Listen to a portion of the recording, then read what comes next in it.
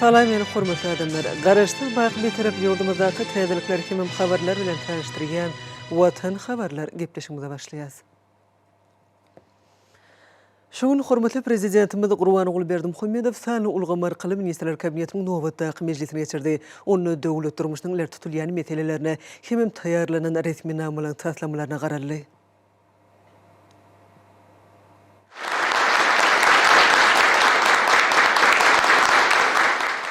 Salam hormatly minister kabinetiniň agzalary. Şu minister kabinetiniň nowatdaky fan ulgamar kıly mejlisini geçirer. Meclis taýýarlanan resmi namalaryň taslamalaryna sereder şerim käwr beýlekim soralar, maslahatlaşar. Hormat prezidentime sanly ulgamar kıly geçirilýän ministrler kabinetiniň mejlisiniň gün tertibine geçip, ilki bilen Milli Geňeşiň mejlisiniň başlygy Mehmedowa söz berdi.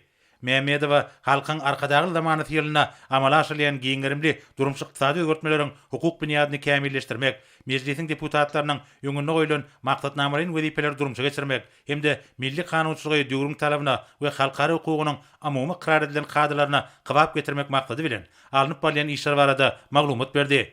Häzirki wagtda Türkmenistanyň Raýat kodeksiniň erejelerini görnüşiniň taslabatyny taýýarlamak boýunça degişli işler geçirildi. Hereke edilen kanunlary döwre bapyrstyrmak maksady bilen bir näçe kanunlara teljerme berildi.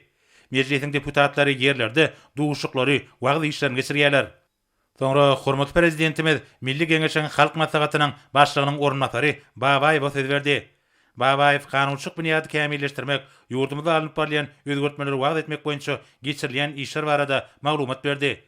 Türkmenistanyň Milli Geňeşiniň halk maslahatynyň nowatdan daşary mejlisini geçirmek hakynda karara laýyklykda ýurdumyzyň durmuşyny möhüm ähmiýete ýa bolan umumilli forumy guramak boýunça işler geçirilýär.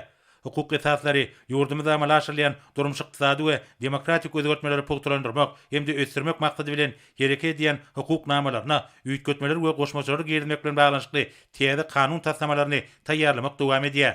Halk maslahatynyň agdalary watanymyzyň beýik üstünlikleriniň, diýarymyzyň iqtisady kuwatyny hassa pugtlandyrmaga, halkymyzyň durmuş derejesini ýokalandyrmaga gönükdirilen özgertmeleriň ähmiýetini düşündirýärler.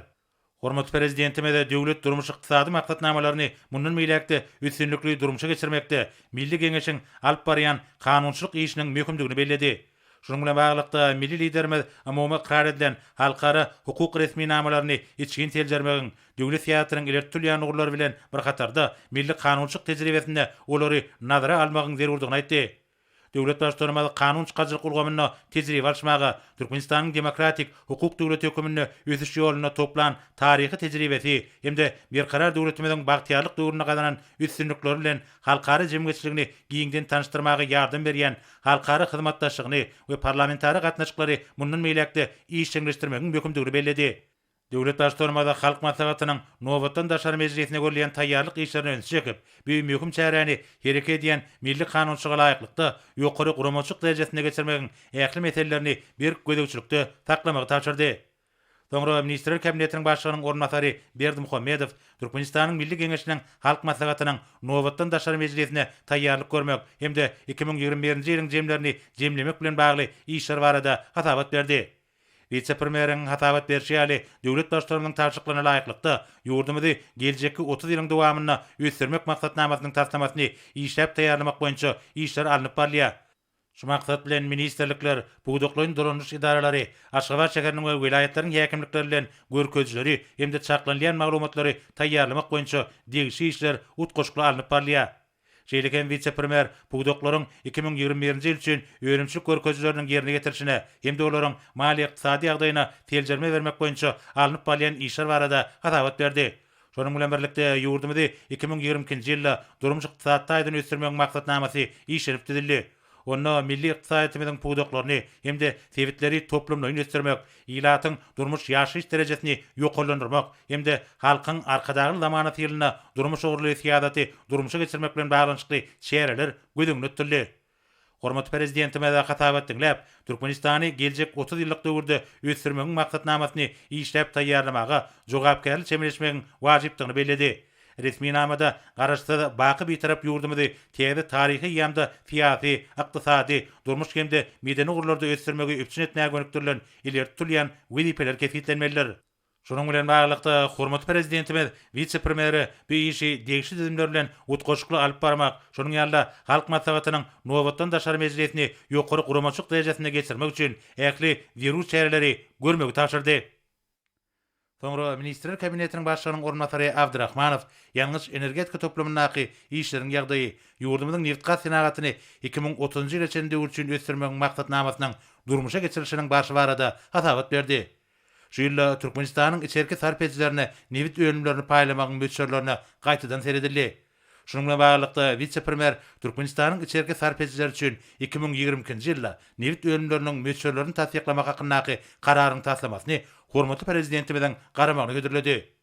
Hormatly prezidentime de hatabat dinläp, Türkmenistanyň ykdysadyetine ýalňyç energetika toplamynyň eýleýän uly orny bellemek bilen neftiň we tebii gazyň çykaryşynyň hemde gaýtadan işlenişiniň mukdaryny, ýurdumyzyň içerki we dünýä bazarlaryna isleg bildirilýän köp türlü neft himiýa önümleriniň öňdürüşini iýdigderli artdyrmagyň hemde görnüşlerini giňeltmegiň möhümdigini belledi.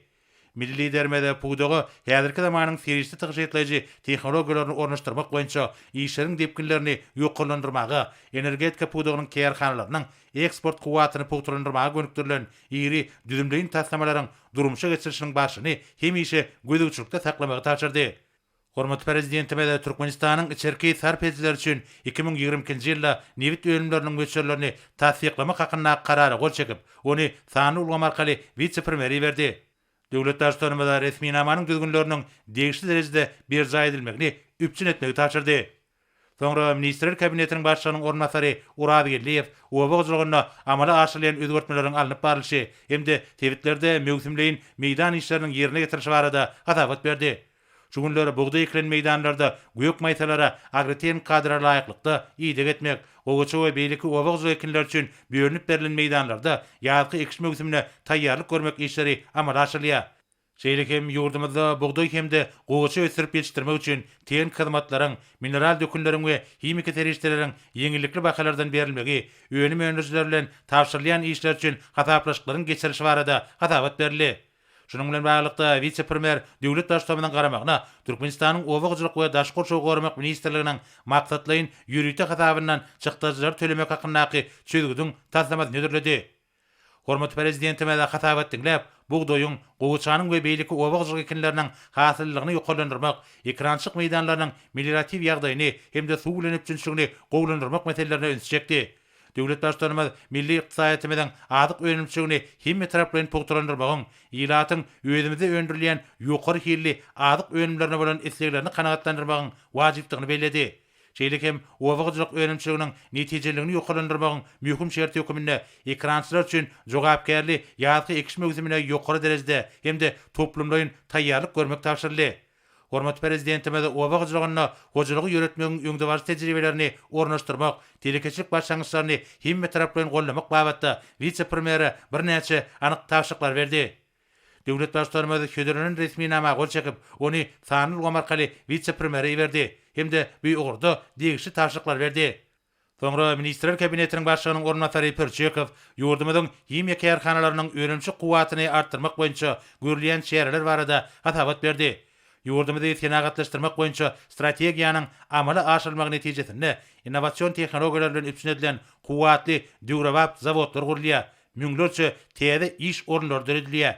Türkmen Himiýa döwlet konserniň Mara Azot öňümçük birleşiginiň Mara Karbamid zawodynyň we ahallaky gazdan benzin öndürýän zawodyň öňümçük kuwatlyklaryny ýokarlandyrmak maksady bilen degişli işler geçirildi. Zawodlaryň ygtybarly işledilmegi we öňümçük kuwatlyklarynyň dol güýjüne ulanmagy 2022-nji ýylda gözeňde tutulan öňümçük meýilnamalaryny ýerine ýetirmek, eksport mümkinçiliklerini hassa artdyrmak boýunça puğdagyň öňünde goýulan wezipeleriň üstünlikli amala aşyrylmagyna ýardam eder. Türkmen Himiýa döwlet konserniniň mineral dökünleri öndürýän zawodlarynyň geljekde de öňümçük kuwatlyklaryny artdyrmak maksady bilen öňümçüklerde zerur bolan enjamlary we ätiýaşyk şaýlary bilen üpsün etmek boýunça degişli işler alınıp barlýar. Hormatly prezidentime de hatabat dinläp, himiýa toplumynyň büýükdençiz işledilmeginiň hemde doly öňümçük kuwatlyklaryny çykarmagynyň zerurdygyna öňe çekdi.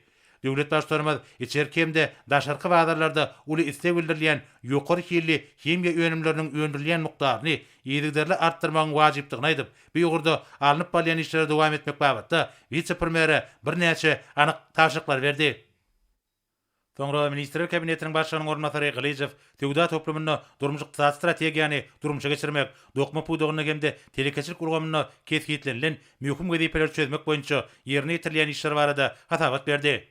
Hormat prezidentime de hatabat dinläp, töwda ulgamynyň milli iqtisadymyzda badyr gatnaşyklaryny geçirmek şertlerine gadanýan üstünliklerini görkezýän ýetadi puduklaryň hataryny durýanyny beledi. Şunun bilen baglanykda harit dolanşygynyň möçerlerini artdyrmak, harit bolşugyny üpçün etmek we içerki badary derur bolan önümlerden doldurmak gaýry goýulmasy wezipeleriň biri bolup durýar. Döwlet başçylygynda ýurdumyzda eksport import amallaryny gadyraşdyrýan ýesaty idara hökümini döwlet taryhçy mal birjasynyň işini kämilleşdirmegiň möhümdigine öňe çekip, bu gurda vice-premieri anyk görkezmeler berdi. Soňra Ministrler Kabinetiniň başlygynyň ornatary Mehmedowa gözegçige diýen golumlarynaky işleriň ýagdaýy ýurdumyzda medeniýet ulgamyny ösdürmegiň 2019-2025-nji ýyllar üçin maksatnamasyny durmuşa geçirmegiň şäherlerini geçirilýän şäherler barada hatabat berdi.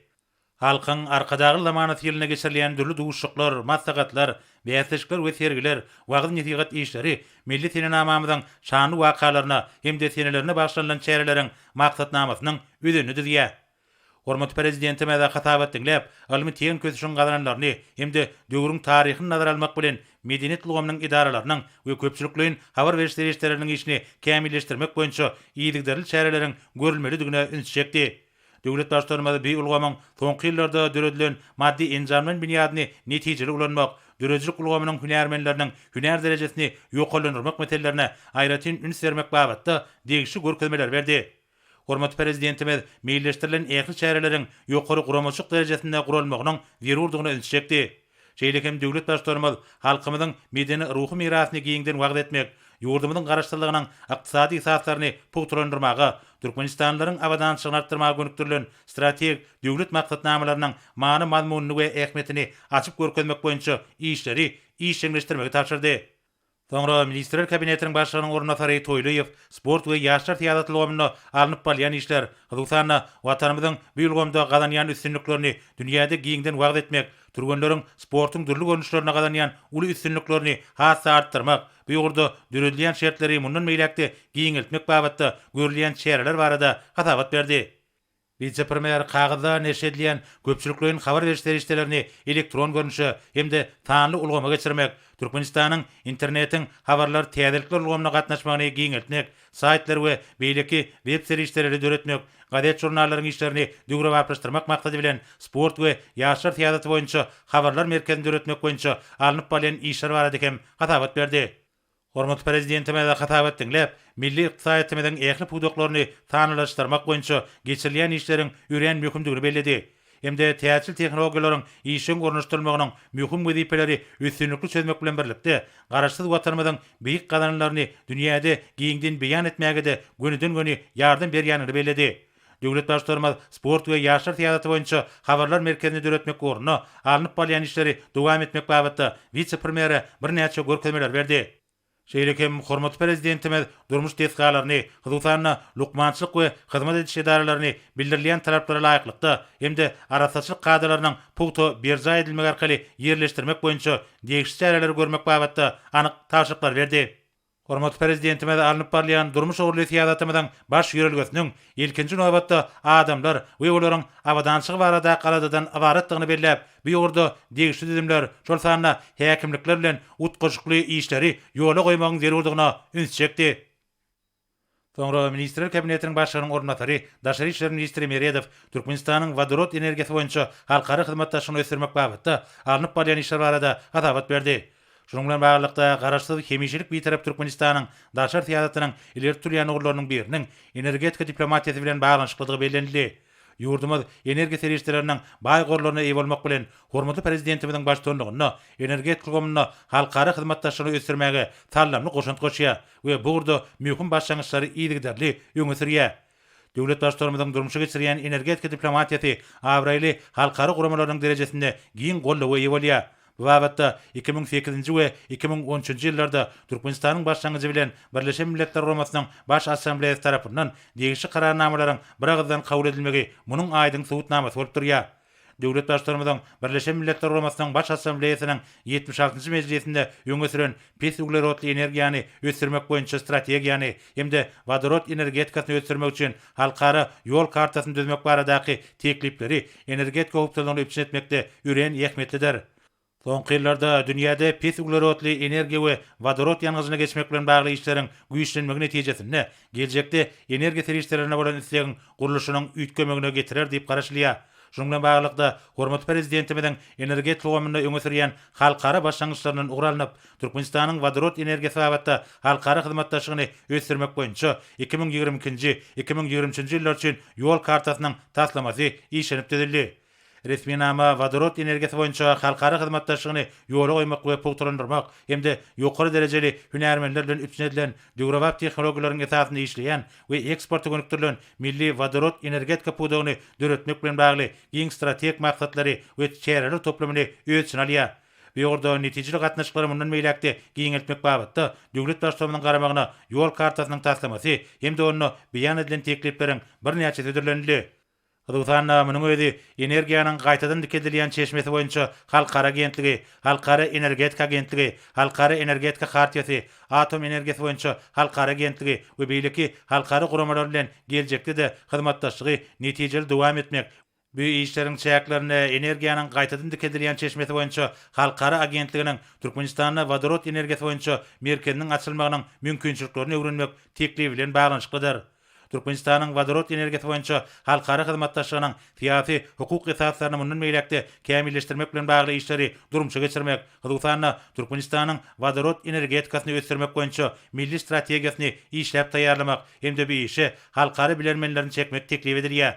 Ýurdumyzda vodorod energetika puwdagyny döretmek we ösürmek maksady bilen ýokary derejeli hünärmenler taýýarlamak hemde bu gurda halkara almy hyzmatdaşlygy ýola goýmak gözüňde tutulýar. Bu babatda Ýaşgerlik Hakaýewadynaky Halkara Neft we Gaz Uniwersitetinde vodorod energiýasy boýunça merkez döretmek teklip edilýär. Bu merkeziň esasy maksatlarynyň biri vodorod energiýasyny öňdürmek we ulanmak boýunça ýurdumyzda synak taslamalaryny durumça geçirmek bilen bagly teklipleri taýýarlamakdan ibaret bolar.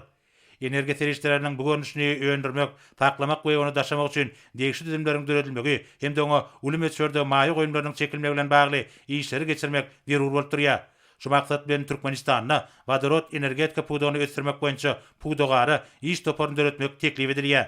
Mundan başga da bir orda hyzmatdaşlyk giňeltmek we tejribe alşmak babatynda Ýaponiýa, Russiýa Federasiýasy, Koreýa Respublikasy, Büyük Britaniýa döwletleriniň degişli idaralary bilen geňeşmeleri guramak gözüňde tutulýar.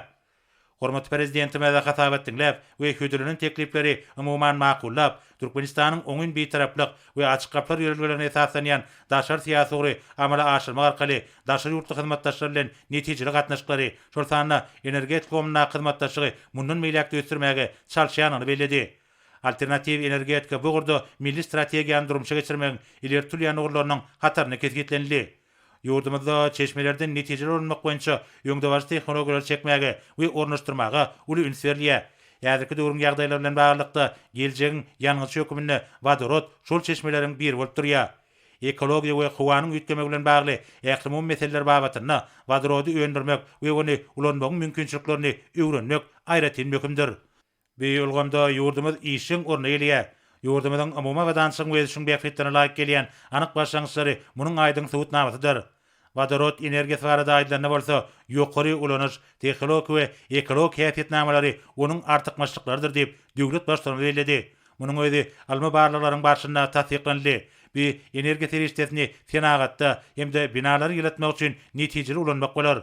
Mundan başga da vodorod daş gurşak üçin howpsuzdyr. Ony ulanmagyň ägir tuly geljegi hukukçylar bilen şertlendirilendir. Hormat prezidentime de Türkmenistanyň pes uglerotly Kyrgyzstanda vodorod energiýasy ulgamyna netijeli halkara hyzmatdaşlyk ösürmek boýunça ýygyderli çäreleri görjekdigini belläp, vice-premier buýurdy, degişli işleri dowam etmegi taşyrdy. Soňra Ministrler Kabinetiniň başlygynyň ornmasary, Döwlet Hukuk Kengeşiniň sekretary Amanow hormat prezidentimiň taşyklaryna laýyklykda terhet gözegçilik geçiş nokatlaryna ýurdumyzda ýokunç keseleriň aralaşmagynyň ýöňdelmek boýunça aranyp barýan toplumlaryň işleri barada hasabat berdi. Şoň bilen baglykda döwlet serhet zorluklaryna, gümrük nokatlaryna bir gözegçiligiň öpçün edilýänligi, degişli ýansyzlanyş işleriniň iýligderli geçirilýänligi bellenildi. Hormat prezidentime de hatabat dinläp, ýöňde goýulan möhüm wezipler çözmäge üren jogapkärli we himme tarapdan çemeleşmegiň wajypdygyny öňsüçekdi. Bu ýolda ähli gulluklaryň işini utgaşykly guramak meselesini hemişe üns merkezinde taklamak möhümdir. Şonuň bilen birlikde döwlet başlarymyz terket gödökçilik geçişini okatlaryna ýokunç kesellerin ýurdumyza aralaşmagynyň öňüne almak boýunça degişli çärelerin geçirilmegine bir gödökçilik etmegiň wajypdygyny belläp, vice-premieri Döwlet Toplulyk Geňeşiniň sekretaryna birnäçe anyk taşyklar berdi. Soňra Ministrler Kabinetiniň ýanynaky Ulug we Kommunikasiýalar Agentliginiň baş direktory Şakyýew ulug logistik ulgamyny alınıp barýan işler barada hatabat berdi. Hatabatda hormatly prezidentimizin ýurdumyzyň daşary ýurtlar bilen ulug ulgamyny öýdary hyzmatdaşlygy berkitmäge uly ähmet berýänligi bellenildi. Döwlet başlarymyzyň dünýä birleşiginiň giň gollugyna eýe bolan netijeli başlangyçlary bu ulgamda hyzmatdaşlyk giňiltmäge gönükdirlenler. Birleşen Milletler Guramasynyň baş assambleýasynyň bu ýurda kabul eden birnäçe kararnamalary munyň aýdyň subutnamasydyr. Hatay, Kazakistan, Türkmenistan, İran ugrü boýunça konteyner gatnawlar üçin bäsişik hukuky narxlar kesgitlenip, logistikany ösürmek üçin şertler düredilýär. Häzirki wagtda Türkmenistan, Awganistan, Azerbaýjan, Gruziýa, Türkiýe, Özbekistan, Türkmenistan, İran, Oman, ulug üssaşyk geçerlilerine Kazakistan, Katar we Hindistan ýaly ýurtlaryň goşulmagy bilen bu gurlary işçileşdirmek babatda fiýnak ýüküni ugratmak, ýükleriň geçmeginde bökdünçlikleriň döremezligini ölçün etmekde bar bolan meseleleri çözmek boýunça milli operatorlary kesgitlemek arkaly awtolog we otly ýük kerwenlerini geçirmek meýilleşdirilýär. Ýewropa, Kavkaz, Aziýa halkary ulug geçirgesi boýunça hemde Hazar deňizi, Gary deňiz halkary ulug geçirgesi arkaly Ýewropa çykmak bilen konteyner ýük taşalşyny artdyrmak babatyna meýilnamalaryň işler amala aşyrýar.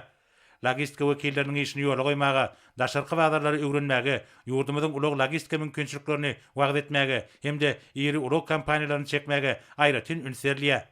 Pakistan, Awganistan, Hindistan ýaly ýurtlar Russiýa, Kazakstany hemde Ýewropa ýurtlaryna üssaşy ýükler daşamaga, şonuň ýaly Hatay, Täjikistan, Özbekistan, Türkmenistan, İran, Türkiýe konteyner ýük taşalşyna uly gyzyklanma bildirýär. Şonuň bilen baglykda ulug kompaniýalaryň arasyndaky gepleşikleriň çäklerini Türkmenmaşy halkara deňiz portunyň üssaşy ýük taşamakdaky mümkinçiliklerini peýdalanmak meýilleşdirilýär. Agentligiň ýol başçysy hatabatyny dowam edip, ýurdumyzyň sowda flotynyň ulug serişlerini daşamak we ýolagçy gatnatmak üçin döwrewap gemler, şol sanyna Ropax görnüşli ýük gatnaşy gemler bilen üstüniň getirilýänini aýtdy. Şol gemler Ýewropa bilen Aziýanyň arasynda sowda dolanşygynyň akymyny artdyrmaga uly ähmet eder. Türkmen deňiz derýa ýolları agentliginiň Balkan gemi gurulşyk we gemi awatlaş zawody açyk görnüş paýdary jemgyýet tarapyndan dürli kysymly we görnüşli gemleri gurmak meýilleşdirilýär. Şol gemleriň ataryna demir ýol wagonlaryny daşamak üçin 2 tane ro hemde bir gury ýük taşyjy gemler bar. Dünýä tejribesinde ro görnüşli gemleriň ýa-da açyk, ýarym açyk we ýapyk palubaly görnüşleriniň ulanýanlygy barada habar berildi. Yükleme düşürme işlerini yeňilleşdirýänligi hemde howpsuzlyk taraplaryna laýyk gelýänligi nazara alyp, bu gemleri açyk palubaly görnüşde gurmak gözdüň ötülýär. Bu bolsa howply yükleriň käbir görnüşlerini daşamak barada halkara deňiz guramasynyň talaplaryna hywap gelýär. Şol wagtda geminiň aşaky böleginde adyk gurulşyk, owagçylyk we beýleki ýönümler yüklenilen ýüklü wagonlar daşamak bolar. Gury ýük taşyjy gemleriň häsiýetnamalary barada aýdylyp, geminiň ýük göterjiliginiň 5100 tonna barabardygy habar berildi. Şoň bilen baglykda gemleriň şekil taslamalary hemde olaryň häsiýetnamalary döwlet başlarymyzyň garamagyna götürildi. Hormat prezidentime de hatabat dinläp, ýurdumyzyň oňyn bir taraplyk, paragatçyk tüýjülük we hoşnýetli goňşuluk görellerine esaslanan daşar siýasat strategiýasyny ýerlikderli durumça geçirip, tebit we halkara hyzmatdaşlyk meselelerini netijeli çemeleşýänini görkezip, dürli gurlarda şol sanyna ulug ýaly ilertilýän orada möhüm düzümleýin taslamalary öňe sürýänini belledi. Soňky ýyllarda çäk taýdan üren amat ýerleşen Türkmenistan, tebit-hemde iklim ähmetli möhüm üssaşy ulug halkasy we logistika merkezi hökümine eýelýän ornuny anamly pogtrandyryp, özüniň ägir türlü mümkinçiligini amomy adamdat bähwidine peýdalanmaga çalyşýar. Milli liderimiz bular barada etmek bilen şu ýolgamda ýurdumyzyň kuwatyny dol peýdalanmak maksady bilen multimodal logistika we üssaşy gatnawlar, sanly tehnologiýalary peýdalanmak bilen hyzmatlaryň görnüşlerini giňeltmek üçin oňoýly şertler düretmegiň derwurdygyny belledi. Döwrewaplaşdyrylan demir ýollaryň geçejik ukybyny artdyrmak, daşary ýurtlaryň we ýurdumyzyň haritlaryny halkara bazarlaryna eksport etmegiň hemde daşary ýurtlaryň önümlerini ýurdumyza gysga we amatly ýollar bilen getirmegiň mümkinçiliklerini peýdalanmak gerek diýip döwlet başçylarymyz belledi. milli liderimiz ýük taşyşynyň netijeligini ýokalandyrmak üçin häzirki zaman ýokary tehnologiýaly ulug düzüminiň bolmagynyň ägir türlü ähmiýetini gözeňde tutup, ýükleriň ugradylýan hemde kabul edilýän ýerlerini, deňiz menzillerini, demir ýol beketlerini we awtomenzilleri mundan meýlekde ösdürmäge aýratyn üns bermegiň zerurdygyny aýtdy. Şoňla baglanykda Türkmenistanyň halkara deňiz menziliniň Türkmenistanyň ulug ulgamyna möhüm halka bolup durýanyny aýdyldy. Hormat prezidentimiz ro görnüşli demir ýol wagonlaryny taşyjy ýük gemleriniň meýilleşdirilen gurulşyna öňe çekip, munyň uzak aralyga taşymak üçin uluglaryň ürän uly istek bildirýän görnüşdigini aýtdy. Bu bolsa 3 saşyr taşymaga da uly mümkinçilik açýar.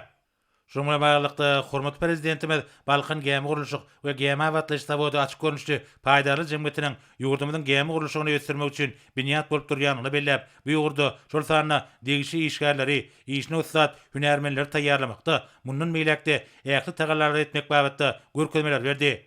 Hormat prezidentimiz ködürlünün tassamalary maqullap, endi bu babatda agentligiň ýol başlygyna degişli tawşyklary berip, gemleriň görnüşlerini gurmagy öýleşdirmek bilen milli deňiz flotyny giňeltmegiň zerurdygyny, munyň bolsa suw ulaglarylgyna ýük dolanşygynyň artmagyna ýardam etjekdigini aýtdy. Sanly ýolga markaly geçirilen ministrler kabinetiniň mejlisinde başga da bir näçe möhüm meseleler garaldy. Olar boýunça degişli çözgütleri kabul edip, hormatly prezidentimiz mejlis jemledi.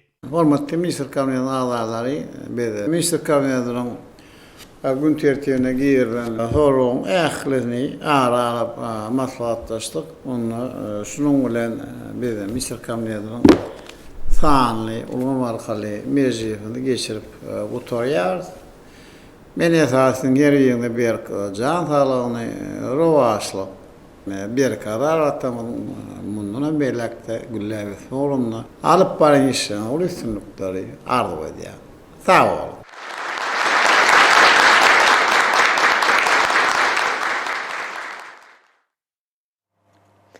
Ene bolsa Türkmenistanyň prezidentiniň gol çeker etminamaty bilen tanışýar. Türkmenistanyň neft hasanatyny ösdürmegiň 2030-njy ýyla çenli döwür üçin maksatnamasyna laýyklykda edaralary, kärhanalary, jemgyýetçilik birleşiklerini, hususy telekeçileri we ilaty neft önümleri bilen bökdönşüz öpçün etmek, şeýle-de bu önümleri hasy rejeli peýdalanmak boýunça öňde goýulan wezipeleri üstünlikli ýerine ýetirmek maksady bilen Türkmenistanyň prezidenti karara gol çekdi.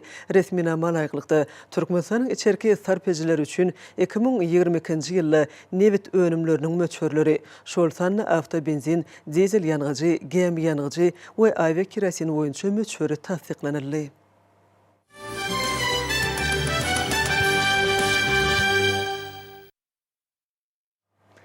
Şoň Paýtatymyzda Türkmenistanyň prezidenti Gurbanogly Berdimuhammedowyň halkara habar beriş serişdelerine beren interwýulary, Merkezi Aziýanyň döwlet başdanlarynyň konsultatiw duşugy hemem ykdysady hyzmatdaşlyk guramasynyň 15-nji sammiti atly möhüm syýasy kitaplaryň neşir edilmegi münasibetli ilmi amal maslahat geçirildi. Olarda milli liderimiz Gurbanogly Berdimuhammedowyň başdanlygyny dörejlikli ösüş ýoly bilen önemli öňe barýan garaşsyz betarap Türkmenistanyň netijeli daşary syýasat ugry aýdyň şöklendirilýär. Ilim we bilim ulgamlarynyň, jemgyýetçilik guramlarynyň, köpçüliklerin habar berişdirişleriniň wekilleri, ýokary okuw mektepleriň rektorlary hemme mugallimleri, talip ýaşlary gatnaşdylar. Maslahatda Türkmenistanda işleýän diplomatik wekilhanalarynyň ýol başçylary çağıryldy. Türkmenistan parahatçylygyň uýanaçmagyň watan atlaşy garasyna geçen ýyl diýärmiň daşary döwletler hemde halkara guramalar bilen üstünlikli köpörlü hyzmatdaşlygynyň dünýä bileleşiginiň ýurdumyzda halkymyzyň baý meden mirasyna, medeniýetine hemde sungatyna barha artýan gyzyklanmasynyň aýdyň suwutnamasy boldy. Kitapda beýan edilen wakalar, hormatly prezidentimiziň oňyn täzeçilik siýasatyny bütün aýdynlygy bilen açyp görkezýär. Şol siýasatyň netijesinde Türkmenistan bütün dünýäde depkinli ösýän, syýasy, ykdysady hemde insanperwer ulgamlarda netijeli hyzmatdaşlygynyň baş oruny ödürmüşe geçirýän döwlet hökmüne giňden tanalýar. Forumyň dowamyna meden diplomatiýa ählimon parahatçylygyň kepili betarap Türkmenistanyň parahatçylyk söýüjülik hemde hoşniýetli goňşuçylyk siýasaty, onuň sebit we halkara hyzmatdaşlygyna, Merkezi Aziýada goşulşmak işine düýpli goşundy ýaly çykyşlar dinlenildi. Milli liderimiziň eserleriniň hemde taryhy çykyşlarynyň ýaşlar üçin terbiýeçilik ähmiýetine aýratyn üns berildi. Arkada prezidentimiziň başdanlygyny ýurdumyzda durmuşa geçirilýän dörejlikli daşary syýasat ugranyň halkara bileleşiginiň uzak möhletliğin bähiyetlerine laýyklykda özüniň netijeligini aýdyň görkezdi diýip noktaly. Yurtumyzda özüniň hemişelik bitaraplyk derejesine ýerip, diňe bir sebit hemde ählumum derejelerini awadançylyk we rewajlyk maksatlaryna laýyk gelýän giň özari wehwetli hyzmatdaşlygy ösdürmäge gönükdirilen möhüm başlangyçlar bilen çykyş etmär. Eýsem olaň iş ýüzüne durmuşa geçirmegi babatynda da anyk ädimler edýär. Döwletlerin hemde halklaryň arasyna gatnaşyklarda parahatçylyk hemde ynançmak medeniýetiniň putolanyrylmagy, bitaraplyk siýasatynyň ählumumy durnukly ötüşi, parahatçylyga, howpsuzlyga ýardam edýär. Ayrılmaz bölüğünün olup durýanyny aýratyn ýagdaly. Döwlet başçylygynyň daşary ýurtlaryň köpçüliklerine habar beriş terişlerine interwýularyna sebitde hemde halkara giňişligine parahatçylygy, howpsuzlygy gollamagyň. Şunuň bilen baglykda Birleşen Milletler Guramasy hemde beýleki awraýly düzümden çäklerini hyzmatdaşlygyň ähmiýetiniň nagtalýanyny bellenildi. Şonuň ýalam interwýularda diýärimiziň dürli ýurtlary bilen däp bolan dostluk gatnaşyklarynyň esasy urlary, dürli görnüşlerdäki hyzmatdaşlygyň mümkinçilikleri barada durulup geçilýär. Türkmenistanyň döwlet siýasatynyň ileri tutulýan uğurlary, ýurtumyzyň garaşsyzlygynyň 30 ýylyna ýeten sepgitlerine seljerme berilýär. Şunda milletimiziň gadymy gymmatlyklaryny gorap saklamagy hemde olaň häzirki döwür bilen özara baglanşygyna aýratyn üns berilýär. Yurtumyz oňyň bitaraplygy özüniň daşary siýasat strategiýasynyň başury hökmüne saýlap almak bilen 3-nji müňilligiň ählumumy maksatlaryna ýetmäge gönükdirilen ýygyderli ädimler edýär. Hormatly prezidentimiziň başçylygyna 2021-nji ýylyň awgustyny Hazaryň kenaryna Awada milli siýasatçylyk zorlugyny Merkez Aziýanyň döwlet başçylarynyň 3-nji konsultatiw duguşçynyň hemde onuň çäklerini Merkez Aziýa döwletleriniň zenarlarynyň dialogunyň geçirilmegi munyň aýdyň tasdiklanmasy boldy. Şolaň jemleri boýunça sebitiň ýurtlarynyň arasyna dostluk we hoşniýetli goňşuçylyk, özara hormat goýmak ýörelgilerini esaslanýan netijeli gatnaşyklaryň putolanyrylmagyna möhüm ähmiýeti eýdir. Geçen ýyla bolan taryhy wakalaň ýene biri ykdysady hyzmatdaşlyk guramasynyň 15-nji sammitidir. Ol Türkmenistanyň ykdysady hyzmatdaşlyk guramasynyň başlygy hökmüne biziň ýurtumyzda geçirildi. Şol döwürde ýurdumyz bu guramanyň çäklerini birlikdäki işleri işjeňleşdirmek, oňa kil taýdan täze etergi bermek, bary bolan mümkinçilikler hemde döwrüň talaplaryny göz öňünde tutmak bilen hyzmatdaşlygyň ileri tutulýan uğurlaryny anyklaşdyrmak üçin ähli tagallalar etdi. Şu maksatlary bilen degişli konsepsiýa taýýarlandy. Ol ýygyderli durmuşa geçirildi. Merkez Aziýanyň döwlet başçylarynyň 3-nji konsultatiw duguşçynyň hemde onuň çäklerini geçirilen çäreliň üstünligi, Türkmenistanyň ykdysady hyzmatdaşlyk guramasyny we ykdysady hyzmatdaşlyk guramasynyň 15-nji sammitine başlyklyk etmegi, diýärimiziň dünýä derejesindäki belent awraýynyň nowatdaky aýdyň suwtnamasy boldy. Maslahaty gatnaşyjylar, halkyň arkadaly zamanasy diýilip elan edilen şu ýylda neşir edilen täze kitaplaň häzirki we geljek nesiller üçin watanymyzyň şuňky şanly taryhyny açyp görkezýän gymmatly miras boljakdygyny bellediler. Maslahaty gatnaşyjylar mehriban arkadamyza alyp barýan içeri we taşary siýasaty üçin tüý sürekden hoşarlyk bildirdiler hemde hormatly prezidentimize onuň köp orly giň möçerli işlerine täze ähurt uly üstünlikleri arzu etdiler. Maslahatyň ahyryna oň gatnaşyjylar hormatly prezidentimize ýüzlenme kabul etdiler. Forumyň çäklerini Magtumuladna Türkmen Döwlet Uniwersitetinde kitaplan hemde Amaly Haşam Sungotunyň eserleriniň sergisi ýaýbanlanyryldy. Onu ýurtumyzyň durmuşynyň ähli ulgamlaryna amala aşyrylýan, ähurt uly özgörtmeleň başyna durýan döwlet başçylarynyň eserleri görnükli orny eýledi. Bagşlanan hemde ýaş ýerine ýetirjilen çykyşlary dabara öz boluşly ügüşgün çaýdy. Hormatly prezidentimiziň Daşary welaýatyna iş saparyny amala aşyryp, sebitleri ösdürmek maksatnamalaryny durmuşa geçirmekde bar bolan mümkinçilikleri netijeli peýdalanmak, şeýle-de ýurdumyzda öňürlýän elektrik energiýasyny içerki sarp ejilere we beýleki döwletlere iýermek bilen baglanyşykly wezipeleň ýerine ýetirişi bilen tanışmagyna bagyşlanyp hoşallyk maslahatlary geçirildi. Türkmenistanyň energetika ministrligine geçirilen hoşallyk maslahaty işçiň häsiýeti beslenýär. Ol hormatly prezidentimiziň Daşary welaýatynyň Gurban Sultan eje etrawyna ýerleşýän güýjenmesi 500 kV bolan Balkan Daşary howa elektrik geçirjisiniň gurulşyk işleri bilen tanışmagyna bagyşlandy. Çykyşlarda poda ösürmek boýunça amala aşyrylýan özgörtmeler üçin hormatly prezidentimize hoşallyk bildirildi. Häzirki döwürde ýurdumyzda täze elektrik geçirji ulgamlary gurmak işleri bellenilen meýilnama laýyklykda netijeli dowam edýär. Munyň özi ýurdumyzda öňürlýän elektrik energiýasynyň we onuň eksport möçürleriniň artdyrylmagyna mümkinçilik berer.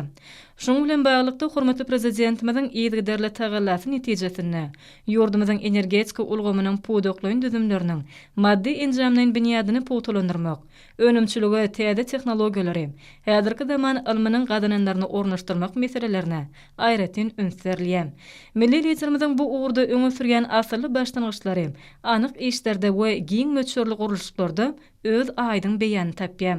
Hemem olar halkara derejesinde giň gollawy eý bolýar.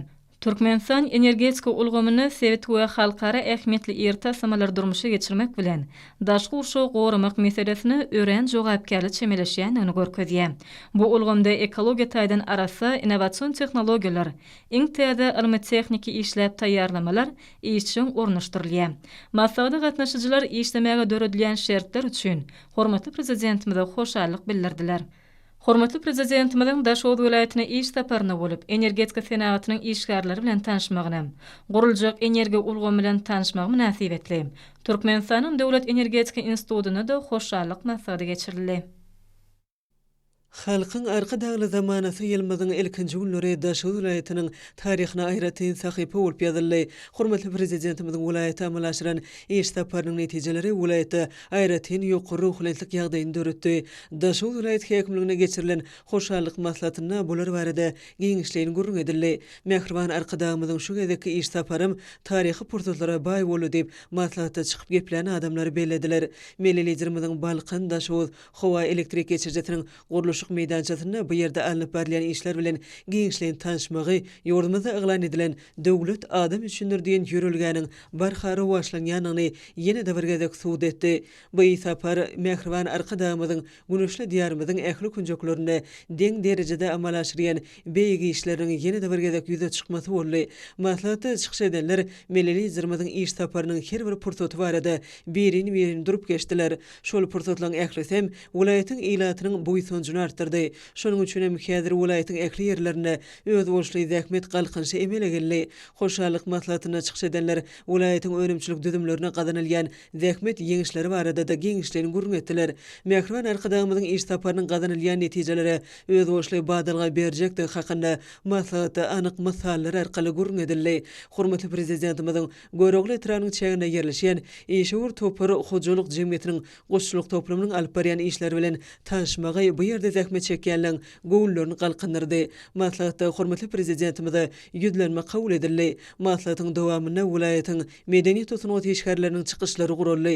Ýerine ýitirilen aýdymlar, tanslar, halk dörejilik çykyşlary aýratyn täsirligi we täzeçilligi bilen tapawutlandy. Türkmen Owa Hojalyk Institutyna halkyň arka dagly zamanasy ýylynyň ilkinji aýyna gahrman arkadagymyzyň Daşowut welaýatyna üstünlikli amal aşyran iş saparyna bagyşlanyp hoşallyk maslahaty geçirildi. Şeýle-de hormatly prezidentimiziň Daşowut welaýatyna amal aşyran iş saparynyň çäklerine görogly etranyň çägine ýerleşýän Eşewur Topary hojalyk jemgyýetiniň goşçuluk toplumyna baryp önümçilik işleri bilen tanışmagy Türkmen Owa Hojalyk Institutynyň bagtyar taleplan hemem professor mugallimleriň şatlygyny goşulandyrdy. Ýokary okuw mekdebiniň veterinarlyk mançylygy hünäriniň talepleriniň döwrüp toplum bilen tanışmaklary geljekki veterinarlyk manlaryň elalýan hünärleri boýunça ustad hünärmeni bolup ýetişmeklerine aýratyn ähmiýetli boldy.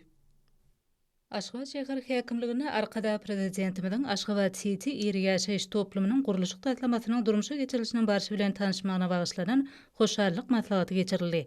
Aşgabat şäheriniň Demirgazyk böleginde Aşgabat City ýeri ýaşaýyş toplumynyň guruluşyk taýlamasynyň amala aşyrylmagy, şäher guruluşyk maksatnamasynyň üstünlikli durmuşa geçirilýändiginiň aýdyň suwtnamasy bolup durýandygyny maslahata gatnaşyjylar bellediler. Çıkışlarda häzirki zaman şäher guruluşyk maksatnamasyna isatlanýan Aşgabat City ýeri ýaşaýyş toplumynyň guruluşyk taýlamasynyň durmuşa geçirilmegi, olarda gurulýan gurulajak diýsgalan binalaryň dünýäň ösen tejribesine isatlanmak bilen täzeçil tehnologiýalaryň, know-howlaryň sany ulgamyň öňdebarjy tejribeniň milli binagärçilik sunugaty bilen sazlaşyk alınıp barylmagy we binalaryň we diýsgalan gözel paýtagtymyzyň şeýle hem garaşdy baky bir tarap watanymyzyň gözelligini görüp goşjak binalar toplum bolup hyzmat etjekdigini maslahata çykyş edenler uly buýsonç bilen bellediler. Məlum bolşary häzirki döwürde Aşgabatyň günagarlyk keşfine döwrü baplaşdyrmak, şäheri bagy bostanlygy öwürmek, täze ýaşaýyş toplumlaryny gurmak, hereket edýän inžener tehnika ulgamlaryň durkuny täzelemek, ýol ulug düzümini ösürmek, şäherimiziň tämiz bolmagyny öpçün etmek boýunça giň möçörlük çäreler durmuşa geçirilýär diýip maslahatda çykyş edenler bellädiler hemde garaşdy baky tarap Türkmenistana durmuş ykdysatda aýdan ösüşlere wetlep ýurdumyzda şäher guruluşyk maksatnamasyny üstünlikle alyp barýan arkada prezidentimize hoşallyk sözlerini beýan etdiler.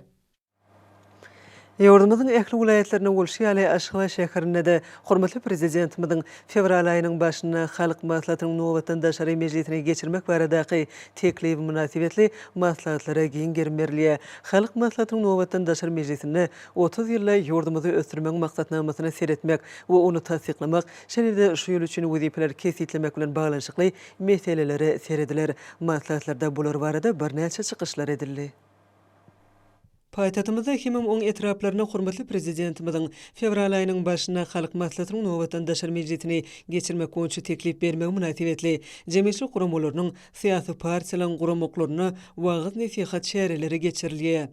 Jemgyýetçilik guramalarynyň işgärleri gahrman arkadamyzyň öňde goýan aýdyň wezipelerinden ugralyp elat arasyna wagyz nesihat şäherelerini ýygdyrly guraýarlar. Şol wagyz nesihat şäherelerine çykyş edenler melelizmimiziň başda durmagyny, diýärmizde zähmet çekmek, ýaşamak we dinç almak üçin döredilýän döwrewat mümkinçilikler hakynda buýsonçly gurrun etdiler. Çykyş edenler berkarar döwletimiziň bagtyarlyk döwrüne garaşdy. Baky bir tarap Türkmenistan döwletimizde durmuşa geçirilýän düýpli özgertmeler we arkada prezidentimiziň parasatly ýol başlygyna ýurdumyzyň gazanýan ykdysady, syýasy we medeni ösüşleri, gahrman arkadamyzyň insanperwer içeri we daşary taglimatlary barada buýsonç bilen bellediler. Maslahatlarda çykyş edenler hormatly prezidentimiziň halk maslahatynyň nowatdan daşary mejlisini geçirmegi, teklip bermegi, hemem öňe sürilýän başlanýşlar we çözgütler üçin hoşallyk sözlerini aýtdylar. Maslahatlarda raýatlarymyzyň bolaligyny awadan durmuşda ýaşamak üçin uly aladalar edýän gahrman arkadamyzyň her bir tutumly işlerine jogaýp edip, ähli puwduklarda uly joşun bilen zähmet çekiljekdigi nyktaly hemem millilizmide hoşallyk sözleri beýan edildi. Hormatly adamlar, ene bolsa ýurdumyzyň vilayetleri we paýtatymyz Aşgabat şäherine şuň 20 ýanwarda saat 20-den 22 ýanwarda saat 20-çe boljak howa barada Türkmenistanyň Hamol Mutulunyň berýän habar bilen tanış boluň.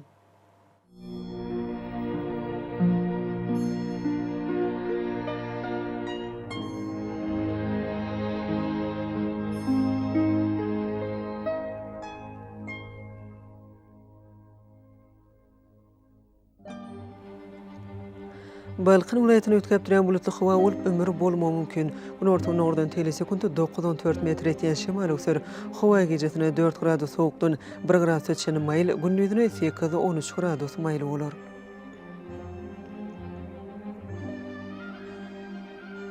Ahal vilayetini ötkep duran bulutly hawa bolup ömür bolmagy mümkin. Bunu ortadan telesekunda 7-10 metr etýän şemal öksür. Hawa gecesine 0-5 gradus sowuk, gündüzüne 3-8 gradus mayl bolar.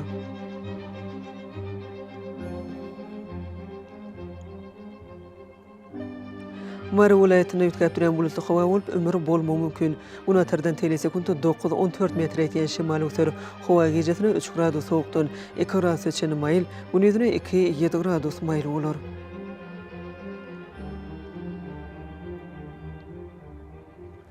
Lewap vilayetine ötkep duran bulutly hawa bolup az-kem gary gatşykly ýağış ýagar. Ömür bolmagy mümkin. Bunu atardan telesekunda 9-14 metr etýän şemal öksür. Hawa gecesine 0-5 gradus sowuk, gündüzüne 1 gradus sowukdan 4 gradus ötüşen mayl bolar. Daşy vilayetine ötkep duran bulutly hawa bolup ömür bolmagy mümkin. Demirhazyk natardan telesekunda 7-12 metr etýän şemal öksür. Hawa gecesine 2-7 gradus sowuk, gündüzüne 2 gradus sowukdan 3 gradus ötüşen mayl bolar.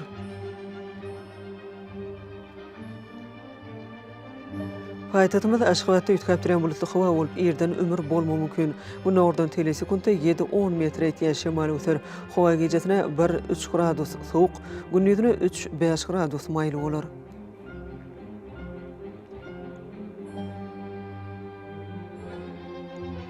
Ýurdumyz boýunça ýanwar aýynyň 22-sine magnet hadisasynyň gowşak tesirli bolmagyna garaşylýar.